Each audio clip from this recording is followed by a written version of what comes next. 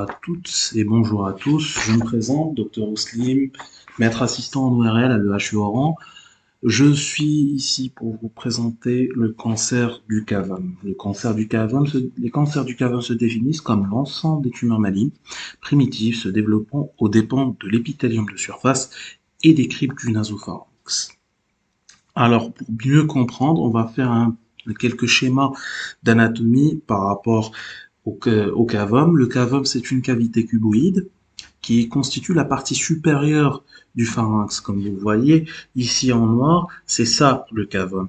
Le pharynx est divisé en trois parties. La partie supérieure du cavum, qui est le rhinopharynx ou le nasopharynx ou bien le cavum. La partie médiane, c'est la partie oropharyngée, c'est l'oropharynx. Et la partie inférieure qui est en bleu ciel, c'est l'hypopharynx. Pour voir les rapports du cavum, le cavum est en rapport avec les fosses nasales à travers les orifices choanales. C'est des orifices qui séparent le cavum avec les fosses nasales.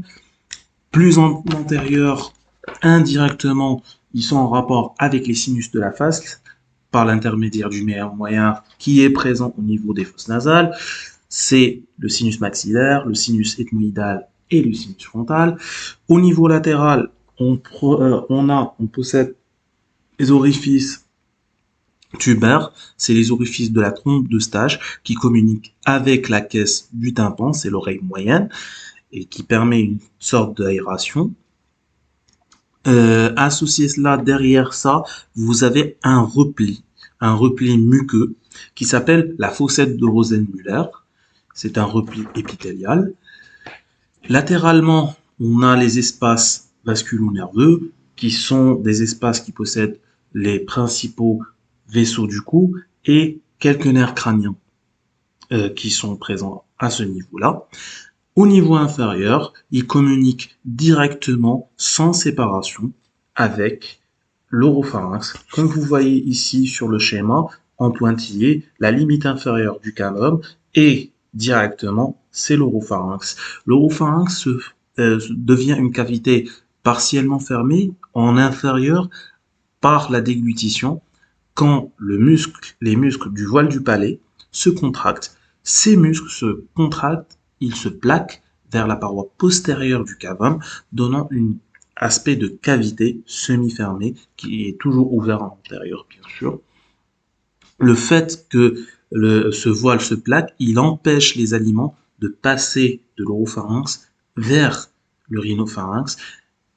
Comme certains, vous avez peut-être entendu certains, des fois, on vous dit « Ah, il y a un passage de liquide dans mon nez et tout ». Ça, c'est dû à une insuffisance du voile, ça s'appelle une insuffisance vélaire. C'est pour ça qu'il y a les aliments qui passent au niveau du cavum, puis au niveau des fosses nasales. Et en postérieur, on a un rapport directement avec le clivus et les deux premières vertèbres cervicales. Alors, avant de passer à l'histologie, vous voyez un petit schéma d'un cadavre où vous voyez la cavité du cavum en rapport avec la base du crâne, directement avec la fosse nasale, où vous voyez aussi le voile du palais qui presque plaque directement au niveau de la paroi postérieure et son rapport en postérieur avec le clivus et les deux vertèbres cervicaux. L'histologie l'histologie du nasopharynx contient trois types d'épithélium. Un épithélium malpighien stratifié non kératinisé, un pseudostratifié cilié type respiratoire et un intermédiaire transitionnel. Le malpighien stratifié se situe au plus bas, au niveau des zones de frottement, alors que le type respiratoire, c'est plus en continuité avec la muqueuse des fosses nasales. Ces régions de frottement, c'est surtout au niveau des régions où le voile du palais se plaque au niveau de la paroi postérieure du rhinopharynx et de l'oropharynx. Et il y a une zone de transition entre les deux. Et le chorion contient des glandes salivaires accessoires en grappe, c'est des acinies des muqueuses, de mucus et séreux avec des follicules lymphoïdes. Ces follicules lymphoïdes constituent l'amygdale pharyngée de Luschka. C'est ce qu'on appelle couramment les végétations adénoïdes, qui sont surtout développées chez les enfants. Leur apogée, c'est à l'âge de 7 ans et qui commence à disparaître vers 14-15 ans. Alors, pour l'épidémiologie, la répartition géographique particulière. Comme vous voyez ici sur le schéma cartographique, la plus grande prédominance et la plus grande incidence, c'est au niveau de l'Asie du Sud-Est, comme vous voyez en noir. Au niveau de la Chine, Taïwan, au niveau de l'Indochine et à l'Indonésie, aux Philippines. Ensuite, l'incidence intermédiaire se trouve surtout au niveau du pourtour maghrébin, au Maroc, en Algérie, en Tunisie, en Libye. On est dans une zone d'incidence intermédiaire où on trouve beaucoup de cas du cancer du cavum. Et on peut trouver aussi au niveau de l'Amérique du Nord, au niveau surtout de l'Alaska, on peut considérer comme c'était des zones intermédiaires. Et pour les zones de faible incidence, c'est surtout l'Europe et l'Amérique du Nord, sans compter l'Alaska qui est d'incidence intermédiaire. Mais le reste, c'est une incidence faible. L'Occident en général a une incidence faible. Ils ne connaissent pas beaucoup le cancer du cavum comme les cas qu'on reçoit au niveau, à un autre niveau par exemple. Alors, pour l'âge, au niveau de l'Asie du Sud-Est, Sud-Est asiatique, c'est à partir de 20 ans. Et le pic, c'est à 50 ans. Au niveau du Maghreb, on a deux pics. On parle de bimodal. Le pic entre 10 et 24 ans et le deuxième à 50 ans. 5% des cas, on les découvre avant 18 ans. C'est assez rare. Mais c'est possible. Le sexe ratio, s'il y a une prédominance masculine. Le type histologique, c'est l'UCNT. C'est un type histologique indéterminé. C'est un carcinome épidermoïde peu différencié. C'est surtout se trouve dans les zones de haute incidence et d'incidence intermédiaire. Pour les zones de faible incidence, on trouve surtout des carcinomes épidermoïdes bien différenciés. Pour l'étiologie, c'est surtout le Epstein-Barr virus. C'est le facteur étiologique le plus important. Il y a la plupart des gens qui ont eu un cancer du cavum, lors des dépistages, quand on cherche à faire une sérologie de l'Epstein-Barr virus, on trouve des anticorps anti-Epstein-Barr virus. C'est sûr, et en particulier pour l'indifférencier. Les facteurs environnementaux, la nourriture, la nitrosamine volatile, c'est pour, par exemple, du saumon fumé ou bien du thé, du thé, on va dire très chaud ou bien de la nourriture très salée. Ça, c'est un facteur qui provoque des cancers. Des anomalies chromosomiques, en quelques cas d'agrégation familiale, c'est la perte hétérozygote du chromosome 3. Et le type HLA, c'est des variations de gènes récessifs au niveau de la région HLA. C'est un rôle déterminant. Un petit nota bene, l'alcool et le tabac ne sont pas des carcinogènes rencontrés dans ce type de cancer. Au niveau des voies aériennes, l'alcool et le tabac sont des facteurs de cancer des voies aérodigestives supérieures. Sauf pour le cavum qui n'est pas un facteur. Rappelez-vous bien de ça. Pour l'anatomopathologie. Alors, macroscopiquement, le siège, c'est surtout au niveau de la paroi latérale du cavum, au niveau de l'orifice tubaire, près de la fossette, en particulier de la fossette de Rosenmüller. Ces replis se développent rapidement. Et au niveau de la paroi supérieure du cavum. L'aspect macroscopique qu'on peut voir, c'est un aspect bourgeonnant, infiltrant ou bien ulcéro-infiltrant. Microscopiquement, on distingue trois types de tumeurs. Il y a les tumeurs épithéliales malignes qui représentent le plus de 90%, le lymphome non-Hodgkinien qui est beaucoup moins fréquent mais qu'on peut retrouver au niveau du cavum à partir d'un développement des cellules lymphoïdes qui se trouvent au niveau du chorion. Et les autres tumeurs malignes sont exceptionnelles chez l'adulte, comme les plastomocytomes, les adénocarcinomes ou bien les cylindromes. La classification histologique de l'OMS repose sur le degré de différenciation morphologique des cellules épithéliales et la présence ou non de ponts intercellulaires et de kératine, en particulier pour les carcinomes épidermoïdes. Cette classification concerne les carcinomes épidermoïdes. Alors, il y a le carcinome épidermoïde kératinisant ou de type 1 de l'OMS. C'est le plus fréquent au niveau des pays occidentaux. C'est surtout des zones de basse incidence. Le carcinome épidermoïde non kératinisant de type 2, c'est le moyennement différencié. Le premier, c'est le bien différencié. Le second, il est le moyennement différencié, c'est 15 à 20% des cas. Et le carcinome indifférencié, ou le type 3 de l'OMS, Undifferentiated Carcinoma of Nasopharyngeal Type, c'est le plus fréquent en zone endémique. C'est ce qu'on trouve surtout, par exemple, ici en Algérie, c'est le plus fréquent. Alors, pour les modalités d'extension, ce petit schéma vous montre les extensions d'une tumeur au niveau du cavum et par rapport à ses repères. Alors, comme je vous ai dit, ils naissent le plus souvent au niveau de la fossette Rosenmüller. Et l'extension se fait vers l'orifice tubaire parce que c'est très voisin, ce qui provoque une atteinte auditive. Rappelez-vous que la trompe de stage communique avec la caisse du tympan et ça peut donner des atteintes auditives. Pardon. Ensuite, vers l'espace paraphryngé. L'espace paraphryngé contient les nerfs crâniens, contient les muscles masticateurs. Ces muscles masticateurs, s'ils sont atteints, ça va provoquer un trismus. Ça va empêcher le patient d'ouvrir et de mastiquer. Si y a une extension en haut, ça va vers la base du crâne, déjà vers le sinus phénoïde, puis au niveau de la fosse cérébrale postérieure, ce qui va provoquer des atteintes neurologiques et possible même d'avoir une atteinte du sinus caverneux. C'est un réseau veineux qui se trouve au niveau de la base du crâne.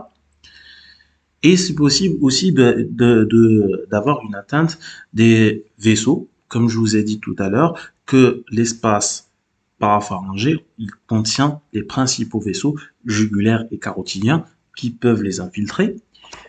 On peut avoir une extension antérieure vers la fosse nasale. On peut avoir une extension en bas vers l'oropharynx. On peut avoir aussi une extension en arrière vers la région rétropharyngée et les vertèbres cervicaux. C'est ce qui peut donner une atteinte, on va dire, une raideur cervicale. Ça peut provoquer ça. Un autre schéma avec une coupe horizontale, juste pour vous montrer un peu l'extension latérale et postérieure. Comme je vous ai dit, vous voyez les flèches pour l'espace masticateur, c'est ça, les muscles masticateurs, et ça donne un trismus. Au niveau postérieur, comme vous voyez, il y a les vaisseaux et les nerfs, ce qui peut provoquer une atteinte vasculaire, des thrombus et une atteinte neurologique. C'est la région rétrostidienne, comme c'est nommé. Bien sûr, la trompe d'eau auditive qui est montrée ici. Voilà.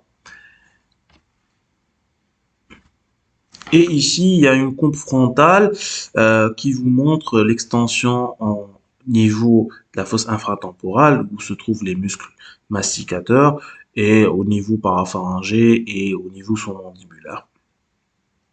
Bien sûr, la sous-mandibulaire est possible, mais c'est surtout par une extension inférieure et une extension cervicale.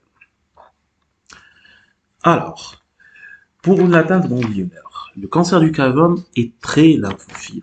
La richesse du réseau lymphatique sous muqueux est à l'origine d'un envahissement ganglionnaire très fréquent, 60 à 80% des cas au moment du diagnostic. À distance, la dissémination métastatique viscérale, c'est 10% au moment du diagnostic, est élevée, plus élevé que pour les autres cancers.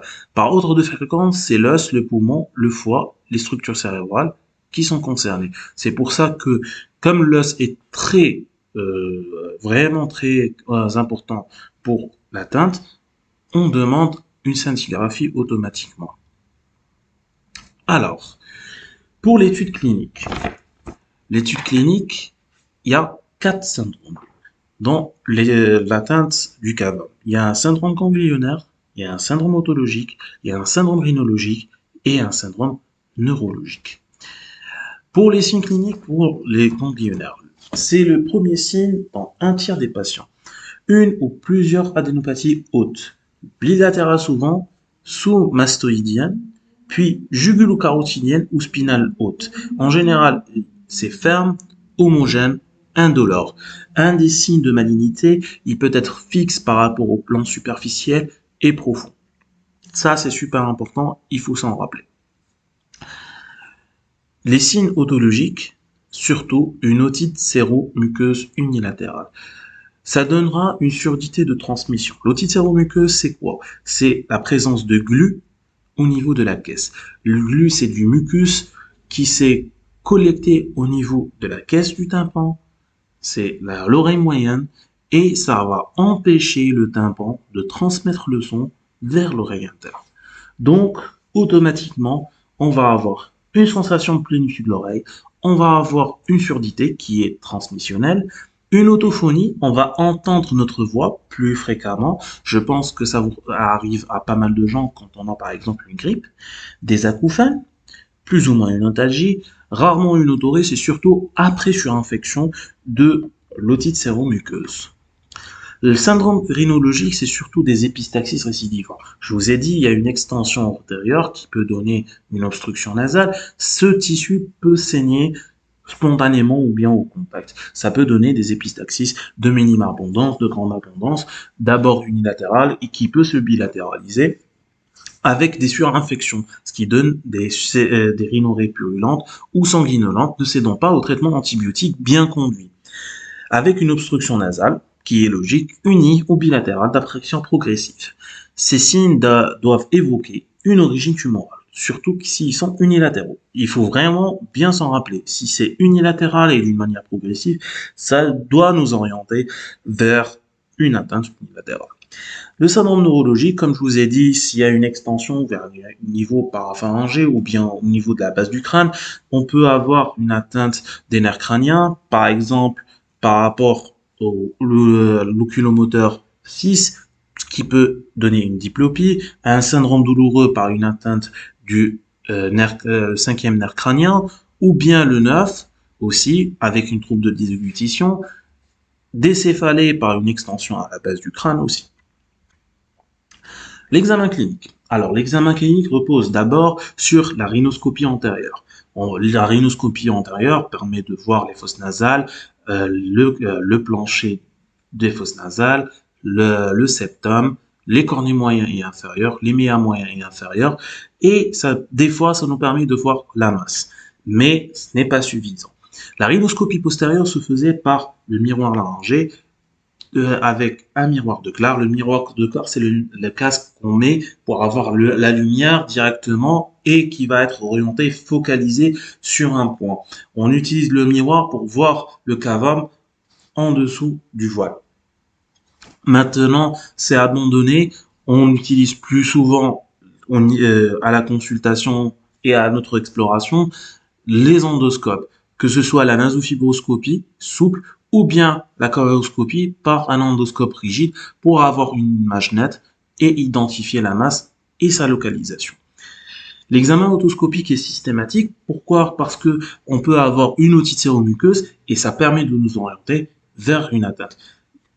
Une chose que je n'ai pas mentionnée, que j'ai omis de mentionner, l'otite séromuqueuse unilatérale chez un adulte doit nous faire penser à une atteinte du cavum. Parce que, en temps normal, c'est surtout chez l'enfant, et la plupart du temps, c'est bilatéral. Quand c'est unilatéral, c'est suspect. On doit chercher une formation au niveau du cavum.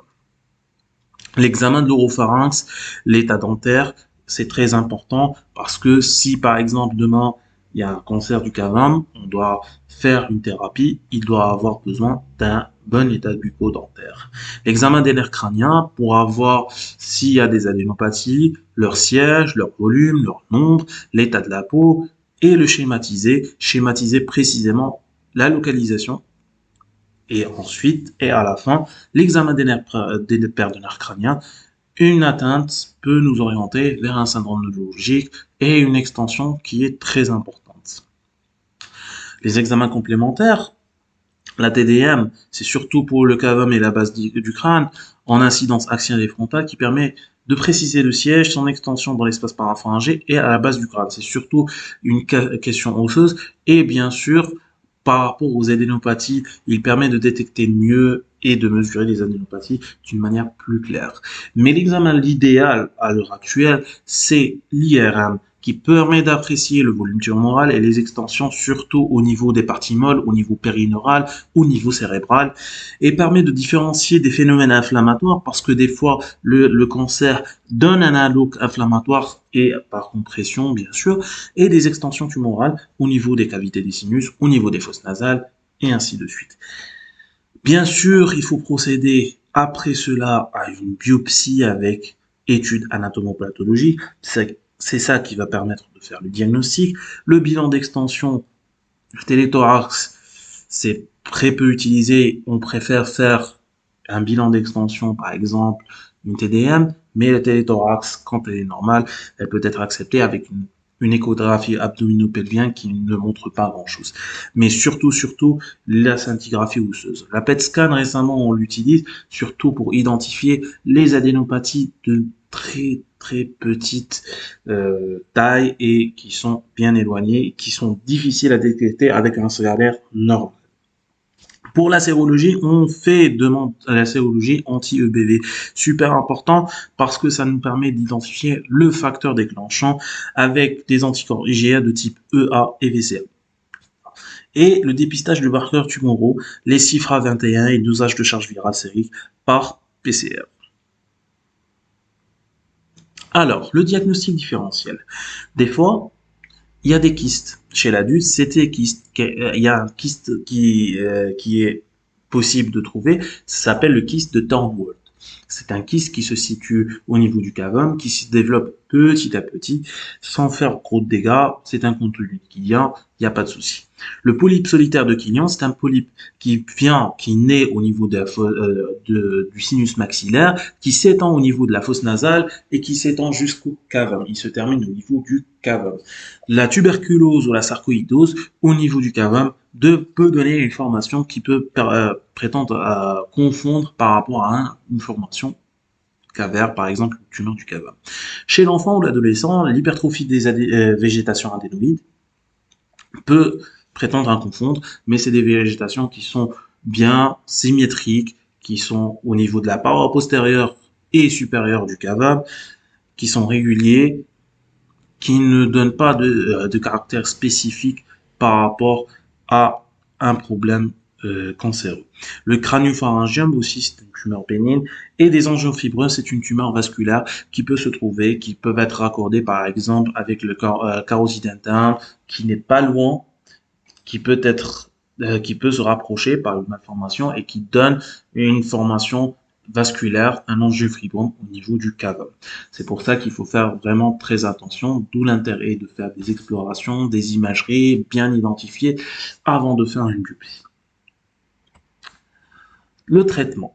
Le but, c'est l'éradication de la tumeur, améliorer la survie, soulager le malade et bien sûr éviter la récidive.